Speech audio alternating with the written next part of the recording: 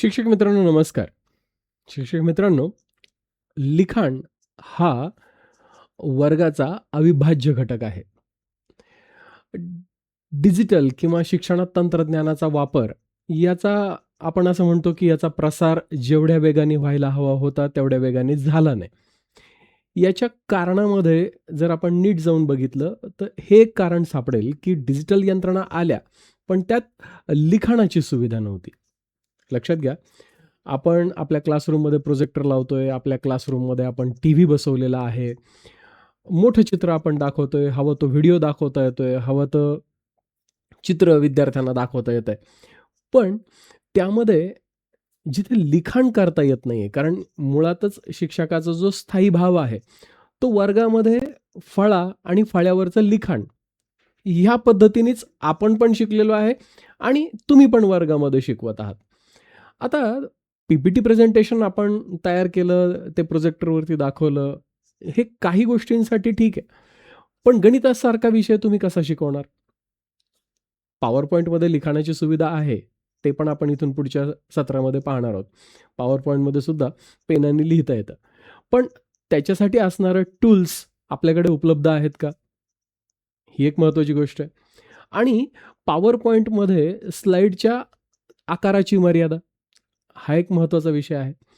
म्हणजे मुळातच digital classroom झाले, ई-लर्निंग आलं, पण या मुख्य प्रॉब्लेममुळे, या मुख्य मर्यादेमुळे आपण ज्या पद्धतीने या यंत्रणेचा विकास किंवा याचा वापर ग्रामीण भागापर्यंत होणं अपेक्षित होतं, तेवढं झालं नाही. आज इंटरॅक्टिव्ह पॅनल आलेले आहेत आणि इंटरॅक्टिव्ह पॅनल वापरून आपण आता लिखाण करता येणं जे आपण म्हणतो, की नाही आता आम्हाला क्लासरूममध्ये लिखाण करता येतं, गणितं सोडवता येतात, परीक्षेचे प्रश्न जे आहेत ते विद्यार्थ्यांना सोडवून दाखवता येतात आणि आता आमचं जे क्लासरूममधलं टीचिंग जे आहे ते व्हर्सटाईल झालेलं आहे.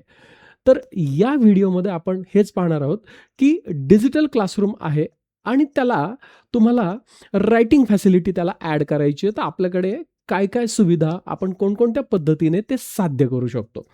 तर मित्रांनो, मुळातच रायटिंग फॅसिलिटी ही जी कन्सेप्ट आहे, याचा अल्गोरिदम किंवा याचा जो ब्लॉक डायग्राम आहे, याचा फ्लो चार्ट आहे, तो इथे दिलेला आहे. काय दिसतं या फ्लो चार्टमध्ये? सगळ्यात वरच्या स्टेजला आहे डिस्प्ले. तुम्हाला पहिल्या किंवा दुसऱ्याच व्हिडिओमध्ये मी सांगितलेलं आहे, की एक इमर्सिव्ह डिस्प्ले हा सगळ्यात महत्त्वाचा फॅक्टर असतो विद्यार्थ्यांचं अटेन्शन ग्रॅब करणं. आता मोठा डिस्प्ले आपण अचीव्ह करू शकतो प्रोजेक्टरच्या माध्यमातून किंवा मोठ्या टीव्हीच्या माध्यमातून किंवा इंटरॅक्टिव्ह पॅनलच्या माध्यमातून. एल-ई-डी टीव्ही आणि प्रोजेक्टर सध्या 2च पर्याय आपल्याकडे उपलब्ध आहेत, की ज्याच्या माध्यमातून आपण मोठा डिस्प्ले अचीव्ह करू शकतो, साध्य करू शकतो. आता या डिस्प्लेवर लिहिण्यासाठी जे हार्डवेअर गरजेचं आहे, ज्याच्या सहाय्याने आपण या डिस्प्लेवरती लिहू शकतो. तर एक आहे पेन टॅब. त्याच्याबद्दल आपण पुढच्या सत्रांमध्ये पूर्ण डिटेल्स पाहणार आहोत. एक पेन टॅब, दुसरा Androidचा टॅब, ज्याच्यावरती पेन फॅसिलिटी आहे किंवा आयपॅड ज्याच्याबरोबर पेन येतो. तर येस, ह्याचा वापर करून सुद्धा आपण लिखाणाचं जे आपलं उद्दिष्ट आहे, वर्गात लिहून शिकवण्याचं उद्दिष्ट आहे, ते साध्य करू शकतो. लॅपटॉप किंवा डेस्कटॉप असेल, तर त्याला सुद्धा लिखाणाची सुविधा उपलब्ध करता येते. त्याला कोणतं हार्डवेअर लागतं, हे पण आपण पाहणार आहोत. आणि interactive flat panel display, IFPD.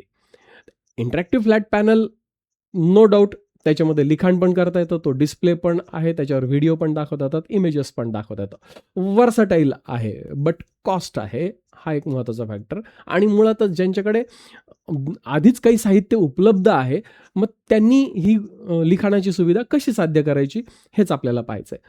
आता लक्षात घ्या, हार्डवेअर आहे, पण फक्त हार्डवेअर असून चालत नाही, त्याच्याबरोबर OS आणि ॲप्लिकेशन पण लागतं. म्हणजे एक तर तुमच्याकडे Android OS पाहिजे किंवा विंडोजची OS पाहिजे किंवा Appleची OS पाहिजे. आणि त्याचबरोबर रायटिंगसाठी आवश्यक असणारे जे काही ॲप्लिकेशन्स आहे, जे इथून पुढच्या सत्रामध्ये आपण पाहणार आहोत, ते इन्स्टॉल कसे करायचे, त्यांना वापरायचं कसं, तर हे सगळं आपण इथून पुढच्या सत्रांमध्ये पाहणार आहोत. तर हे ॲप्लिकेशन पण तुमच्या हार्डवेअरवरती असणं आवश्यक आहे. आता महत्त्वाची गोष्ट आहे डिजिटल टीचिंग मटेरियल. म्हणजे एका शाळेमध्ये डिस्प्ले आहे, त्याच्यासाठी लिखाणाचं जे काही हार्डवेअर लागतं ते हार्डवेअर उपलब्ध आहे. OS आणि ॲप्लिकेशन्स पण उपलब्ध आहे, राईट. पण शिक्षकाकडे स्वतःचं डिजिटल टीचिंग मटेरियलच नाही. तर ह्या पूर्ण यंत्रणेचा काहीच उपयोग नाही. कारण मला वर्गात गेल्यानंतर काय शिकवायचं आहे याचं प्रिपरेशन मला आधीच घरी करायचं आहे आणि त्याच्यासाठी असणारं जे डिजिटल टीचिंग मटेरियल आहे, त्याच्या PDFs आहेत, त्याचे वेगवेगळे PPTs आहे, व्हाईट बोर्डचं जे काही फाईल्स आहेत, तर त्या मला आधीच घरी बनवणं गरजेचं आहे मित्रांनो. तर ते असल्याशिवाय ही यंत्रणा यशस्वी होऊ शकत नाही आणि त्याला आपण प्रत्यक्ष लिखाणाचं काम ज्याच्या सहाय्याने करणार आहोत, that is digital writing tool. Digital writing tool ही अशी गोष्ट आहे ज्याच्या सहाय्याने आपण प्रत्यक्ष लिखाणाचं काम साध्य करणार आहोत. तर आता महत्त्वाची गोष्ट आहे की कोणत्या पद्धतीने आपण हे साध्य करू शकतो. तर सगळ्यात महत्त्वाचं आहे प्रोजेक्टर आणि टॅब.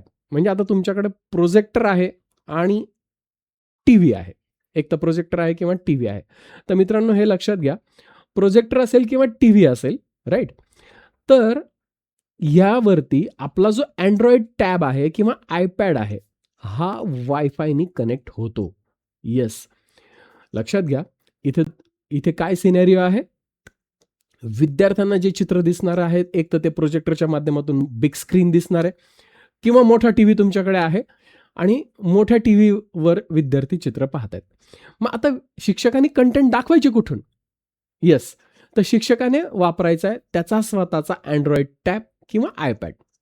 नो डाऊट iPadची कॉस्ट जास्त असते, Androidची टॅबची जी किंमत आहे ती बऱ्यापैकी कमी आहे आणि इथे अक्षरशः एक 15-20 हजारापासून ह्या सगळ्या गोष्टींची सुरुवात होते.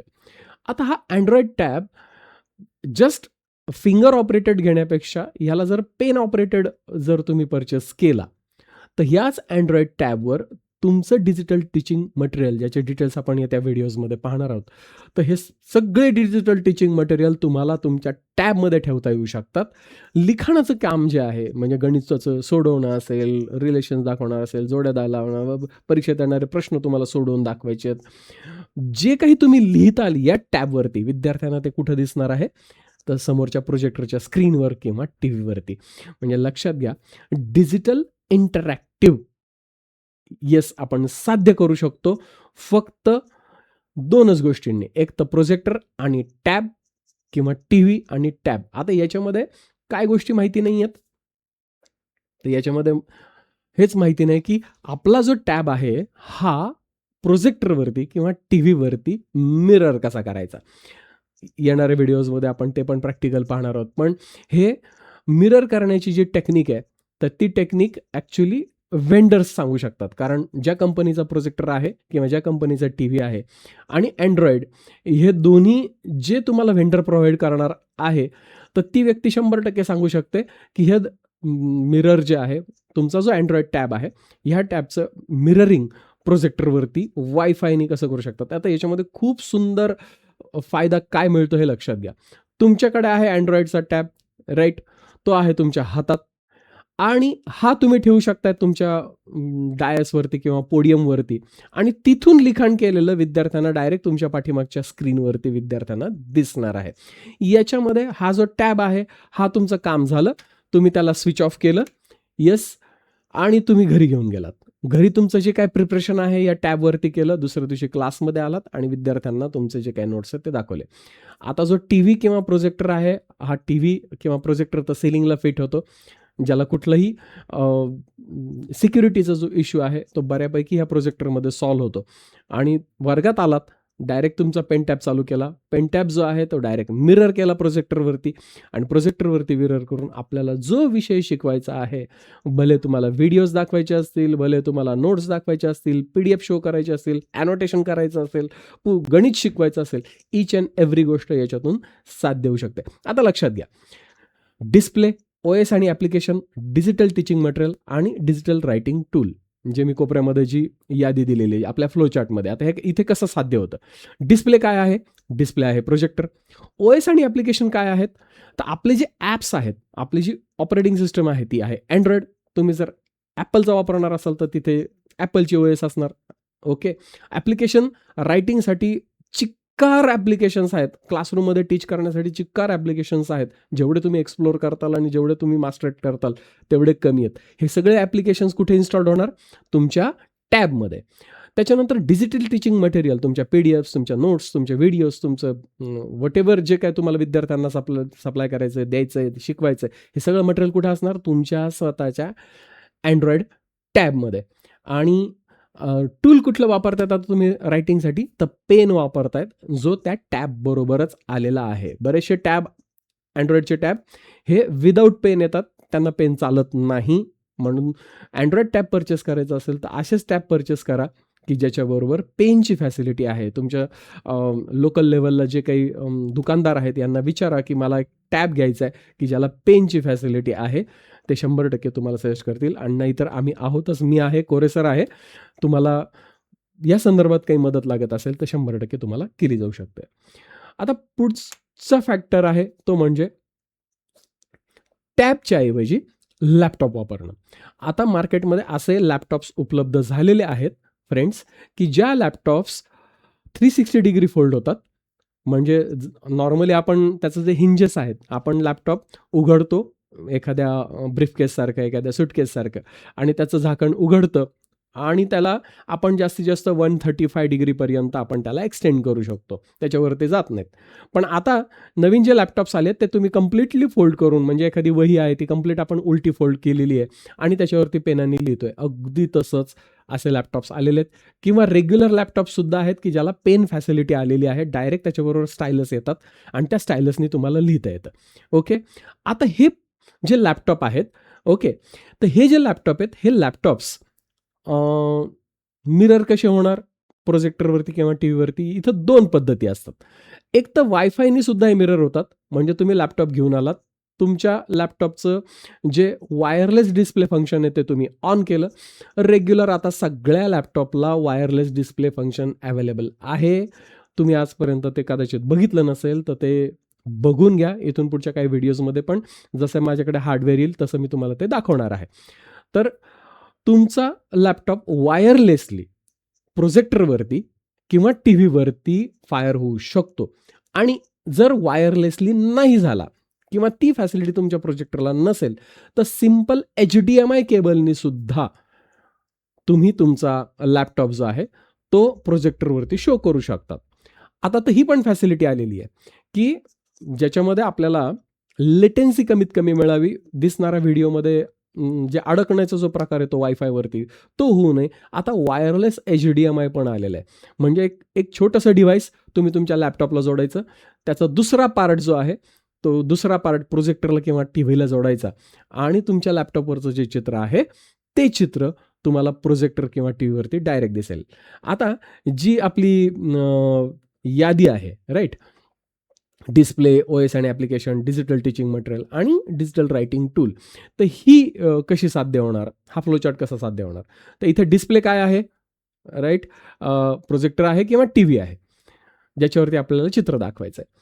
OS आणि ॲप्लिकेशन काय आहेत? OS कोणती आहे? विंडोज आहे, आपण विंडोजचा लॅपटॉप वापरतोय. ॲप्लिकेशन काय असणार आहेत? व्हाईट बोर्डचे सॉफ्टवेअर त्याच्यात असणार आहे, पॉवर पॉईंट त्याच्यामध्ये असणार आहे, PDF व्ह्यूवर त्याच्यामध्ये असणार आहे, PDFचं ॲनोटेशनची फॅसिलिटी तुमच्या लॅपटॉपमध्ये असणार आहे. हे सॉफ्टवेअर पाहणार आहोत आपण इथून पुढे. आणि डिजिटल टीचिंग मटेरियल जे तुम्ही डेव्हलप केलेलं आहे, तुमच्या स्वतःच्या PDFs, तुमच्या नोट्स, तुमच्या PPTs, तुमच्या वर्ड डॉक्युमेंट्स, तुमच्या एक्सेल शीट्स, तुमचे व्हिडिओज, हे सगळं कशात असणार आहे? तुमच्या लॅपटॉपमध्ये असणार आहे. आणि आता रायटिंग टूल काय आहे? तर रायटिंग टूलला असणारे स्टायलस. ओके, हा स्टायलस ज्या लॅपटॉप बरोबरच आलेला आहे. हा एक्स्ट्रा तुमच्या रेग्युलर लॅपटॉपला स्टायलस चालत नाही. म्हणजे तुम्ही मार्केटमधला एक स्टायलस घेतला आणि तुम्ही 3-4 वर्षापूर्वी एक लॅपटॉप घेतलेला आहे आणि तुम्ही म्हणताल की नाही मला आता त्या स्टायलसने त्याच्यावरती डायरेक्ट लिहायचं आहे, तर असं होणार नाही. तुम्हाला लॅपटॉपच असा परचेस करावा लागेल की ज्याच्याबरोबर स्टायलस किंवा पेनची फॅसिलिटी आहे.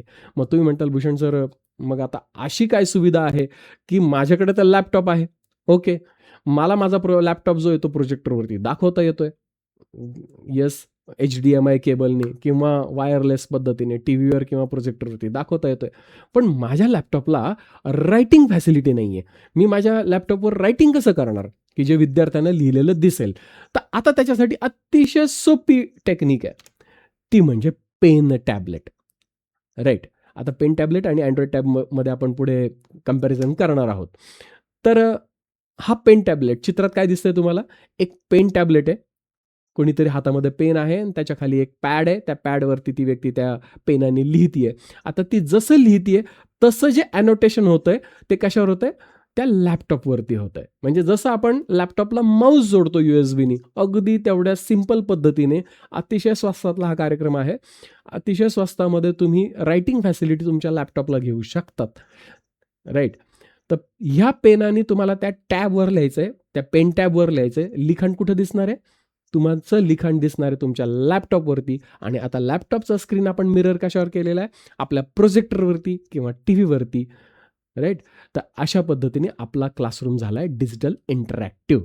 म्हणजे डिजिटल इंटरॅक्टिव्ह जर करायचा असेल आपल्याला क्लासरूम, तर इंटरॅक्टिव्ह फ्लॅट पॅनल हा आता आत्ताच्या घडीला प्रत्येकजण विचार करतं की नाही, इंटरॅक्टिव्ह फ्लॅट पॅनल आला म्हणजे माझा डिजिटल इंटरॅक्टिव्ह क्लासरूम झाला.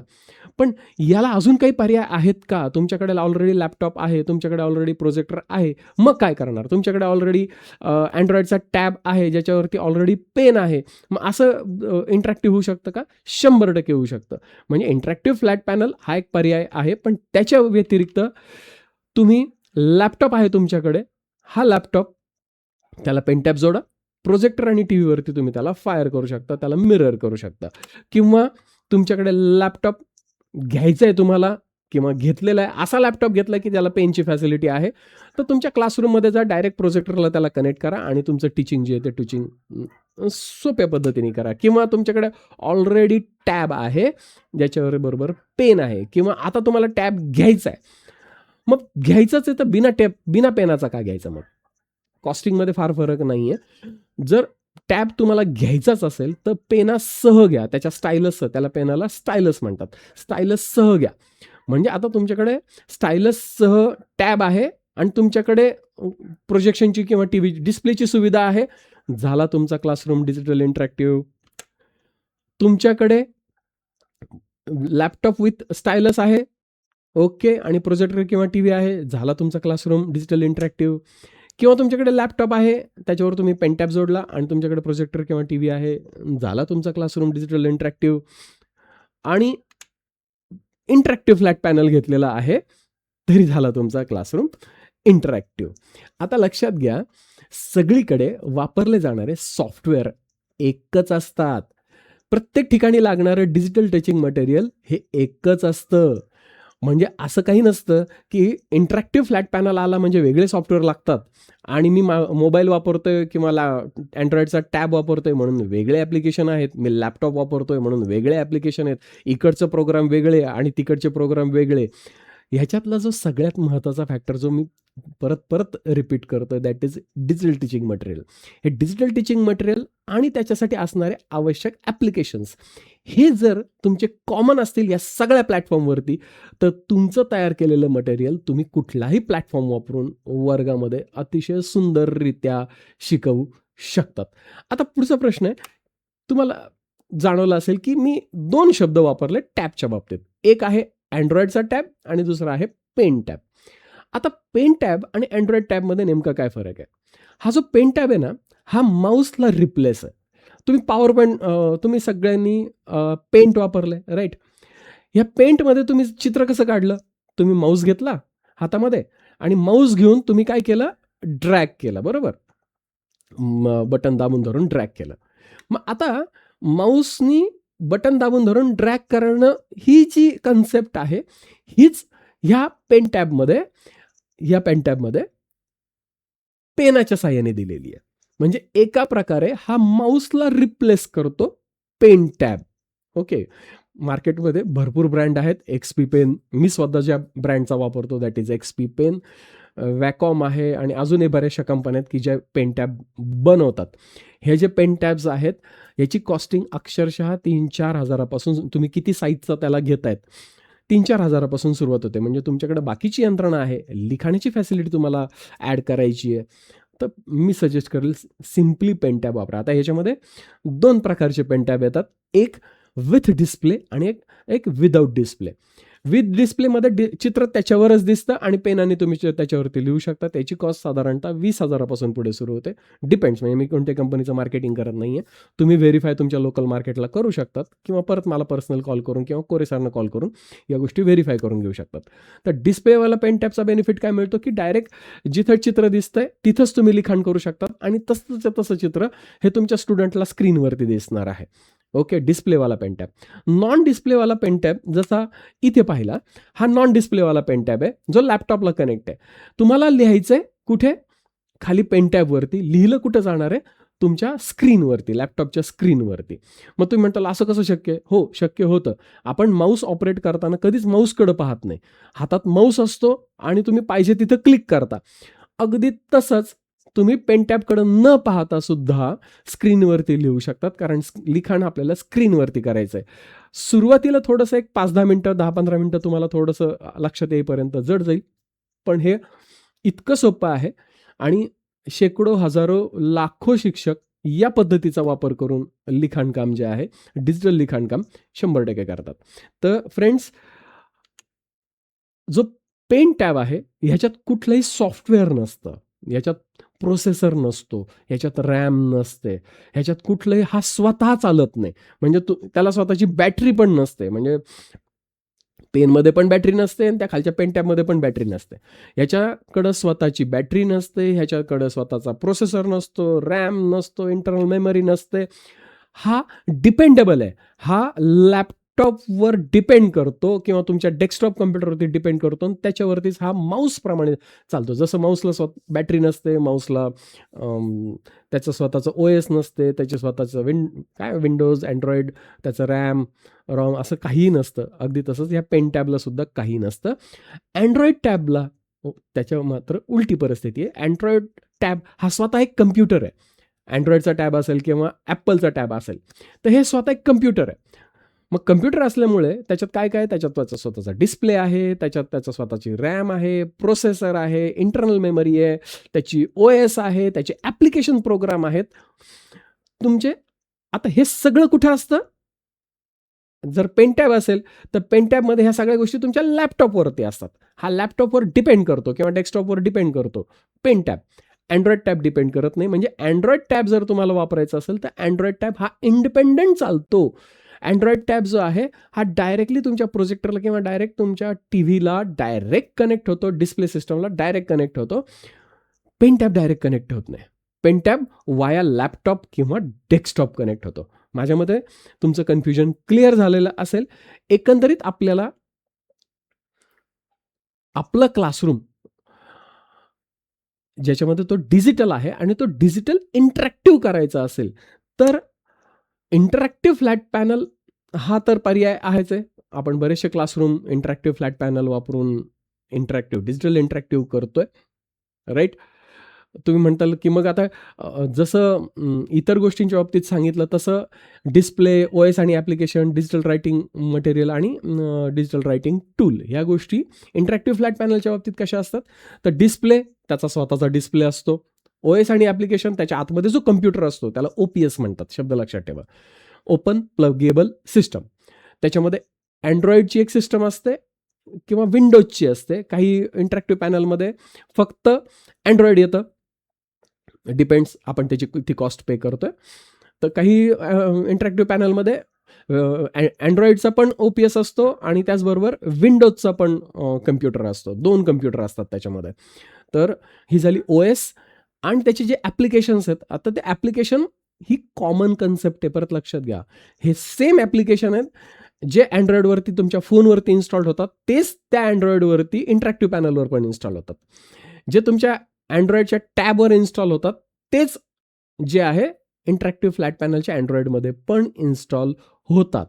जे तुमच्या लॅपटॉपवर, म्हणजे तुमचा इंटरॅक्टिव्ह फ्लॅट पॅनल हा जर विंडोजसह असेल तर त्याचं जे विंडोज चालतं, विंडोजचं OPS त्याच्यामध्ये आहे, तर तुमच्या लॅपटॉपवर जे सॉफ्टवेअर इन्स्टॉल्ड होतात तेच सॉफ्टवेअर त्या इंटरॅक्टिव्ह पॅनलच्या, फ्लॅट पॅनलच्या, त्याच्या स्वतःच्या विंडोजवरती पण इन्स्टॉल होतात. आणि लक्षात घ्या, आपल्याला असेच सॉफ्टवेअर वापरायचे आहेत की जे सगळीकडे आहेत. त्याचा बेनिफिट हा मिळतो. आता उदाहरण एक सांगतो तुम्हाला. पॉवर पॉईंट काय? माझ्या लॅपटॉपवर पण आहे, ज्या ऑफिसमध्ये जाताल तिथल्या लॅपटॉपवर पण असणार. त्याच्यानंतर ज्या हॉलमध्ये जाताल तिथे प्रोजेक्टर किंवा कम्प्युटर सिस्टम असते, तिथे पण पॉवर पॉईंट असतं. त्याच्यानंतर ज्या शाळेमध्ये आपण जातो त्या शाळेतल्या कम्प्युटरवरती पण, म्हणजे पॉवर पॉईंट ही गोष्ट अशी की ती सगळ्या कम्प्युटरवरती, सगळ्या इंटरॅक्टिव्ह फ्लॅट पॅनल असेल किंवा जेवढे काही कम्प्युटराइज यंत्रणा आहेत सगळेजण पॉवर पॉईंट इन्स्टॉल करून ठेवलेलं असतं. म्हणून आपण तयार केलेली जी PPT, भले ती पेन ड्राईव्हमध्ये घेऊन गेलो तर पेन ड्राईव्हमध्ये तयार करून नेलेली PPT ही सगळ्या सिस्टम्सवरती ओपन होते. हां, त्याच्यात फॉन्टचे इश्यू येऊ शकतात, कॉम्पॅटेबिलिटीचे इश्यू येऊ शकतात, बट ओपन होतात. मग आता आपल्याला ह्या सगळ्या यंत्रणांवरती असेच सॉफ्टवेअर वापरायचे की जे सॉफ्टवेअर सगळीकडे चालतात.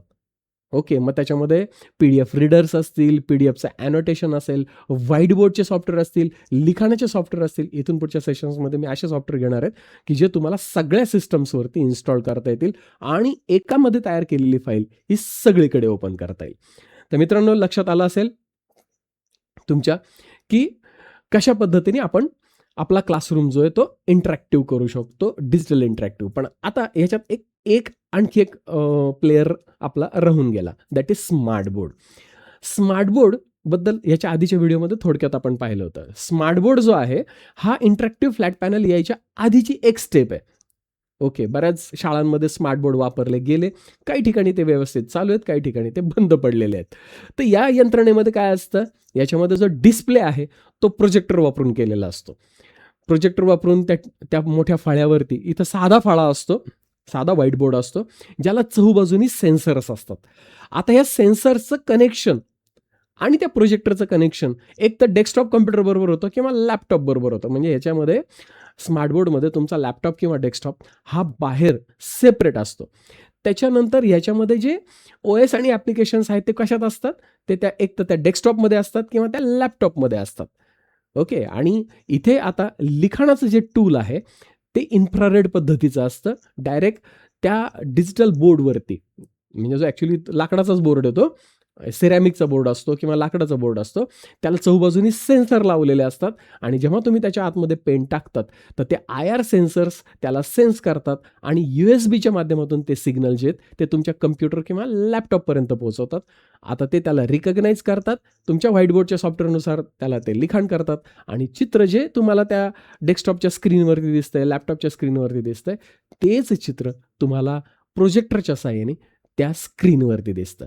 हा झाला स्मार्ट बोर्ड. आता इंटरॅक्टिव्ह फ्लॅट पॅनल याच्या आधीचा इंटरॅक्टिव्ह फ्लॅट पॅनल आणि स्मार्ट बोर्ड याच्यात फरक एवढाच आहे. यंत्रणा टोटल सेम आहे, सॉफ्टवेअर सगळ्या सेम्स असतात. फक्त प्रोजेक्टरमध्ये चित्र जे आहे ते प्रकाश हा पुढून टाकला जातो, इंटरॅक्टिव्ह फ्लॅट पॅनलमध्ये आतून प्रकाश बाहेर येतो. याच्यामुळे याच्यात सावली पडते, या यंत्रणेमध्ये सावली पडत नाही. या यंत्रणेला अंधार करावा लागतो, या यंत्रणेला अंधार करायची गरज पडत नाही.